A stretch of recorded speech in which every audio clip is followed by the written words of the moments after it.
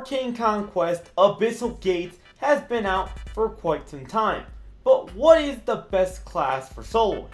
Today I'm going to run over the top 5, basically from worst to best classes on Arcane Conquest if you're playing the new Abyssal Gates while playing solo. Coming in dead last is no other than the champion class. It was so difficult for me that I couldn't even find a set for this background footage. Yeah, it was that difficult to find. And well, this class isn't really being used by many people. And well, if you're a champion main in Arcane Conquest, well, comment down below because I would actually like to see if there is any champion mains because I couldn't find one for the life of me. This class clearly needs a buff so more players can move on to it. I feel like it could be better, like obviously since it's the worst placed class.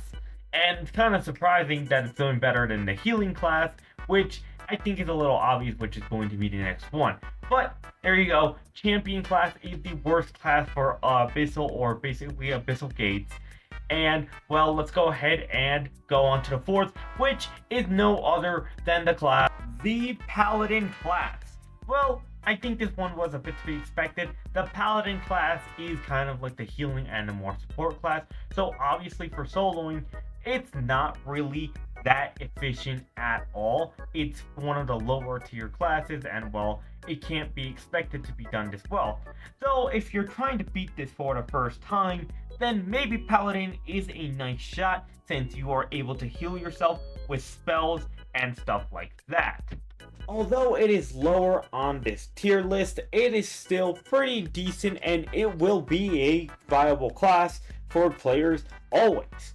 Because Paladins are kind of a necessity sometimes in raids and stuff because people will always need them. So just because it's ranked number 4 doesn't mean this thing will go irrelevant.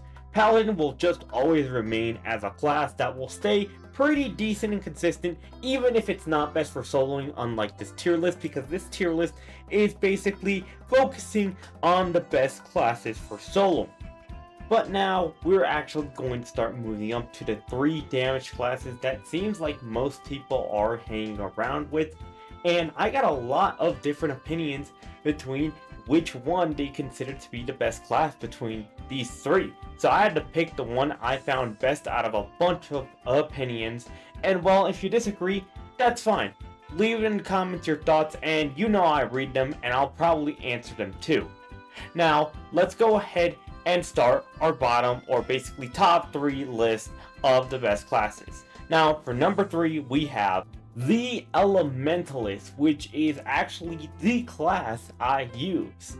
Now this one was obviously a bit difficult to pick, especially since I am an Elementalist main myself, but all these 3 damage classes are pretty decent overall.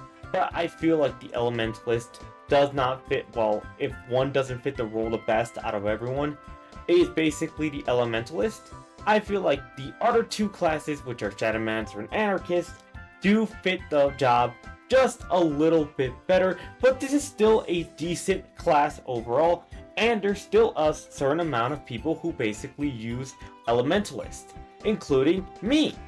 It's still a decent class overall, and well, a class that people find interesting, and a lot of people that I actually met ranked it number 2. But something I did realize that the other 2 didn't have is that Elementalist was never the best class considered to anyone.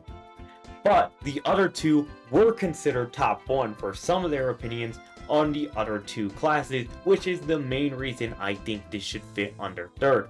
Now if you think Elementalist is first, let me know, because I couldn't find a single other person who actually thought of that. Now we're going to go ahead and move on to the number 2 best class for solo, and that would be Shadowmancer.